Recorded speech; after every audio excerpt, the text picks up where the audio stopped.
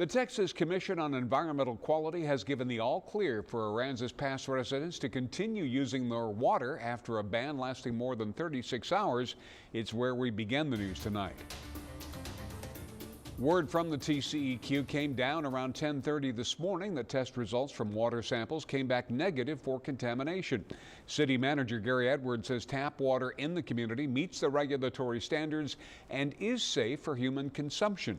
The ordeal began around 5 Friday evening when it was discovered that a backflow preventer was not installed in a certain section of the water system. Samples were taken and then sent to 2 separate labs, one in Savannah, Georgia. Originally, city leaders thought they wouldn't get the results back until tomorrow at the earliest. Edwards says he thinks the results came back quickly because of help from the state of Texas, the governor's office, and work by city staff. And then staff has been working diligently here at Aransas Pass to expedite everything, to get this thing lifted as soon as possible. So all those elements together, working with the city council and having that emergency meeting on Friday night, all those elements working together allowed us to lift as soon as possible.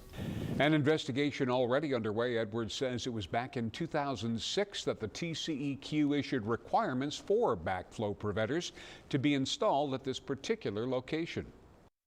So we're now taking it up to the present time and to find out what happened. Why wasn't it installed back then at the TCEQ mandate? We don't know. So there are a number of loose ends that we're trying to piece together.